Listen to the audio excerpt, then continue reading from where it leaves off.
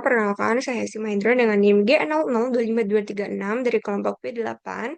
Jadi di sini saya akan menjelaskan hasil laporan anatomi blok 1.2 saya. Jadi laporan pertama itu jelaskan struktur anatomi vertebrae meliputi ossa, ligamenta, dan articulatio. Jadi yang pertama itu ada ossa vertebrae, jenis dan ciri vertebrae-nya itu sendiri itu memiliki kolumna vertebralis manusia yang terdiri dari 33 tulang vertebrae yang disusun oleh secara vertikal dari leher hingga tulang ekor. Nah, tulang-tulang ini dibagi menjadi 5 regio utama. Yang pertama ada vertebrae cervicalis, yaitu tulang leher. Nah, tulang ini berada di bagian leher dan berjumlah 7 buah. C1 hingga C7. Nah, tugas utamanya apa? Tugas utamanya itu untuk menopang kepala dan memungkinkan gerakan leher seperti menoleh, mengangguk, dan memiringkan kepala. Nah, ciri-ciri utamanya itu badan vertebra kecil karena menahan beban yang ringan. Foramen vertebralnya itu besar untuk melindungi sumsum tulang belakang. Dan juga terdapat foramen transversarium, yaitu lubang di sisi kanan dan kiri sebagai tempat lewatnya arteri vertebralis. Untuk C1, atlas itu tidak punya badan tulang dan menopang kepala. Untuk C2 yang disebut aksis itu punya tonjolan bernama dens atau yang memungkinkan kepala berputar. Terus yang C7 itu punya tonjolan panjang yang bisa diraba di pangkal leher yang disebut vertebra prominens. Nah, jadi vertebrae cervicalis ini membantu gerakan leher dan melindungi saraf tulang belakang bagian atas.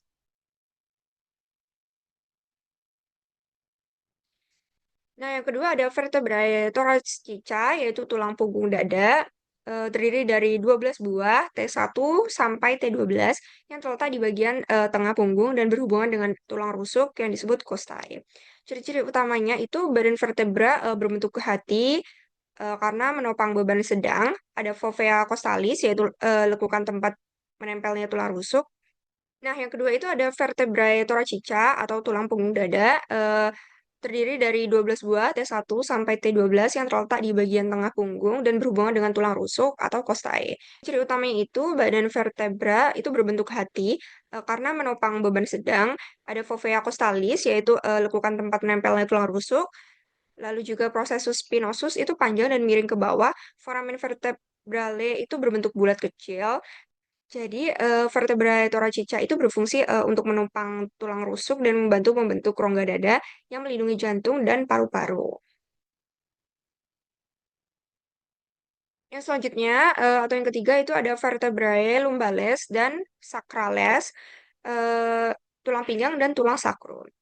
Yang pertama itu vertebrae lumbales itu L1 sampai L5 yang terletak di pinggang dan menopang beban tubuh paling besar. Ciri-ciri utamanya itu badan vertebra itu besar dan tebal, prosesus spinosusnya itu lebar dan pendek, dan tidak memiliki foramen transversarium atau fovea costalis. Jadi, vertebrae lumbalis ini kuat untuk menahan berat badan dan memberi kestabilan pada punggung bawah. Yang kedua ada vertebrae sacrales itu menggunakan S1 sampai S5. Tulang-tulang ini itu menyatu menjadi satu tulang besar atau os sacrum yang menghubungkan tulang belakang dengan tulang pangkal. Nah, ciri-ciri utamanya itu memiliki foramina sacralia, yaitu lubang tempat untuk melewati saraf dan pembuluh darah, dan permukaannya itu lateral atau yang disebut facies auricularis untuk berartikulasi dengan tulang panggul os ilium. Fungsi sebagai penopang utama tubuh bagian atas dan menyalurkan beban ke tungkai bawah. Jadi sakrum itu berfungsi sebagai penghubung kuat antara tulang belakang dan panggul.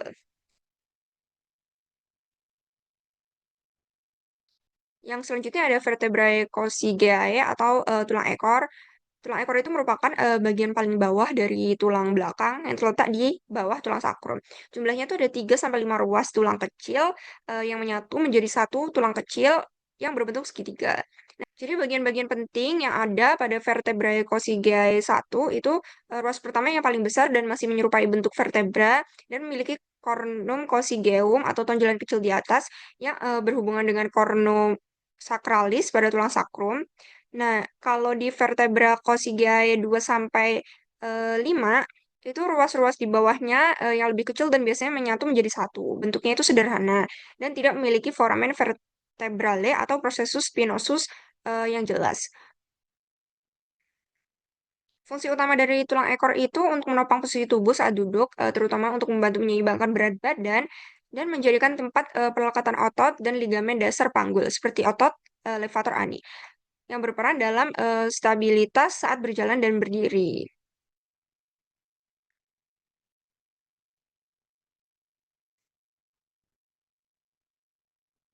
Nah, yang selanjutnya itu ada artologi vertebrae, itu sendi-sendi tulang belakang. Kolumna vertebralis atau tulang belakang tersusun atas 33 tulang vertebrae yang saling berhubungan melalui berbagai sendi artologi. Nah, sendi-sendi ini itu memungkinkan gerakan tubuh seperti fleksi, ekstensi, lateral, fleksi, dan rotasi sekaligus menjaga stabilitas. Jadi jenis sendi pada kolumna vertebralis itu terdapat tiga jenis utama sendi antar vertebrae. Yang pertama itu ada articulatio intervertebralis atau sendi antar badan vertebra.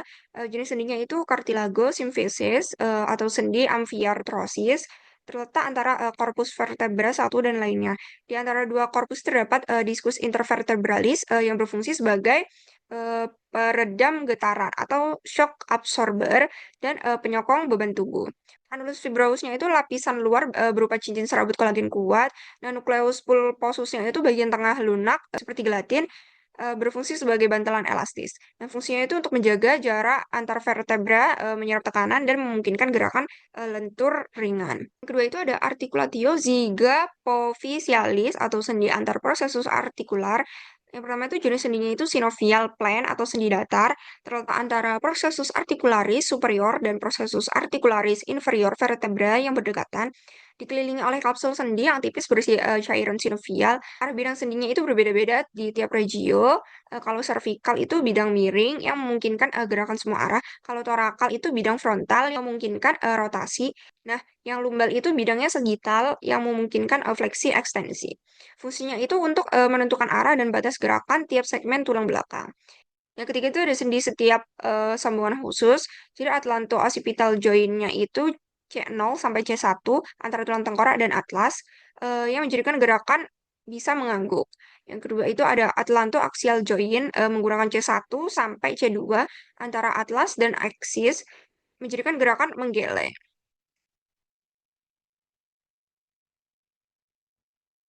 Nah, yang selanjutnya ada ligamentum pada kolumna vertebralis. Nah, ligamentum itu berperan penting untuk menjaga stabilitas dan kesatuan struktur kolumna vertebralis. Yang pertama itu ada ligamentum longitudinal anterius, itu membentang di depan korpus vertebra dari basis occipital hingga os sacrum, yang melekat kuat pada korpus dan diskus intervertebralis untuk mencegah hiperekstensi atau kelebihan meluruskan punggung ke belakang. Yang kedua itu ada ligamentum longitudinal posterius, itu terletak di dalam kondis vertebralis yang menempel pada permukaan posterior korpus vertebra yang membentang dari eksis C2 hingga kanalis sacralis. Dan untuk mencegah hiperfleksi yang membungkuk terlalu dalam dan menahan herniasi nukleus pulposus ke arah posterior. Yang ketiga itu ada ligamentum flavum, itu untuk menghubungkan lamina vertebra yang berdekatan dan berwarna kuning karena kandungan serat elastinnya itu tinggi dan untuk membantu menegakkan postur tubuh setelah fleksi. Yang keempat itu ada ligamentum interspinale, itu terletak antara processus spinosus vertebra yang berdekatan yang membatasi fleksi berlebihan untuk membungkuk ke depan. Yang kelima ada ligamentum supraspinale, eh, itu terletak di puncak processus spinosus dari C7 hingga sacrum. Di regio cervical bagian atas berlanjut menjadi ligamentum nusae untuk menjaga posisi tegak tulang belakang saat berdiri. Yang keenam itu ada ligamentum intertransversarium, itu terletak antara processus transversus vertebra berdekatan yang membatasi fleksi lateral miring ke samping.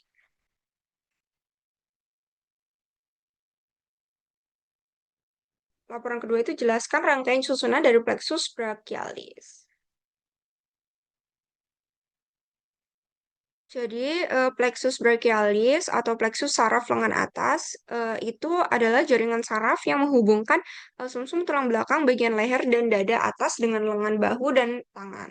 Fungsinya itu untuk mengatur gerakan motorik dan rasa sensorik pada anggota gerak atas. Asal sarafnya itu berasal dari akar saraf spinal C5 sampai T1. Kadang juga itu sebagian dari C4 dan T2. Dari akar saraf ini itu terbentuk terang atau bagian utama, division cord, dan akhirnya nervus utama menuju lengan. Bagian dan cabang utamanya itu yang terlihat di gambar ya, itu ada musculocutaneous nerve yang menggerakkan otot lengan depan, misalnya itu biceps. Ada juga median nerve itu untuk mengatur otot di lengan bawah dan tangan bagian depan. Lalu ada ulnar nerve itu untuk mengatur gerakan dan rasa di sisi jari kelingking dan jari manis. Ada juga axillary nerve itu untuk menuju bahu yang mengatur otot deltoid dan kulit di sekitarnya. Ada juga radial nerve itu untuk mengatur otot lengan belakang, misalnya itu triceps dan bagian punggung tangan. Fungsi plexus brachialis sendiri itu untuk mengatur seluruh pergerakan otot dari bahu hingga jari dan untuk mengirimkan sensasi dari kulit bahu, lengan, dan tangan ke otak dan untuk menyediakan koordinasi dan kekuatan otot pada anggota gerak atas. Selanjutnya, ada laporan ketiga itu ada jelaskan anatomi regio femoralis meliputi ossa, musculi, dan inervasinya. Jadi yang pertama itu ada os femur atau tulang paha. Os femur itu tulang terpanjang dan terkuat dalam tubuh manusia, yang fungsinya itu untuk menopang berat badan serta tempat melekatnya otot-otot besar paha. Bagian-bagian utama os femur itu ada caput femoris atau kepala femur itu berbentuk bulat yang berartikulasi dengan acetabulum os cossae itu membentuk articulatio cossae atau sendi panggul. Yang kedua ada column femoris itu leher femur itu bagian sempit yang sering menjadi lokasi fraktur atau patah tulang leher femur pada lansia. Jadi yang ketiga itu ada trochanter mayor dan minor itu tonjolan besar tempat melekatnya otot-otot panggul seperti gluteus medius. Dan yang keempat ada corpus femoris atau badan femur itu batang panjang yang sedikit melengkung. Dan yang kelima ada condylus medialis dan lateralis itu ujung bawah yang berartikulasi dengan tibia membentuk sendi lutut yang disebut articulatio genus. Nah, yang selanjutnya ada musculi regiofemoralis. Itu kelompok otot paha. Otot-otot paha itu dibagi menjadi tiga kompartemen utama. Masing-masing itu memiliki fungsi dan saraf yang berbeda. Dan yang kedua itu ada musculus quadriceps femoris. Itu terdiri dari empat bagian. Yang pertama rectus femoris, yang kedua vastus medialis, yang ketiga vastus lateralis, dan yang keempat ada vastus intermedius. Keempatnya itu berperan penting untuk ekstensi lutut. Inervasinya itu nervus femoralis L2 hingga L4.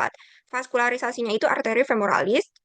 Jadi otot-otot kompartemen anterior itu bertugas meluruskan lutut dan mengangkat paha. Contohnya itu saat berjalan atau saat menaiki tangga. Selanjutnya ada kompartemen medial, itu paha bagian dalam. Fungsi utamanya itu untuk aduksi paha, untuk menarik paha ke garis tengah tubuh.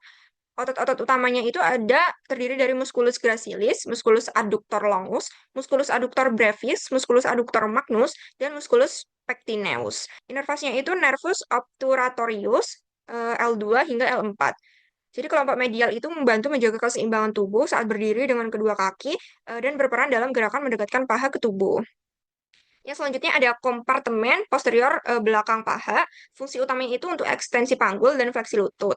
Nah, otot-otot utamanya itu kelompok hamstring. Itu terdiri dari musculus biceps femoris atau kepala panjang dan pendek. Ada juga musculus semitendinosus dan musculus semimembranosus.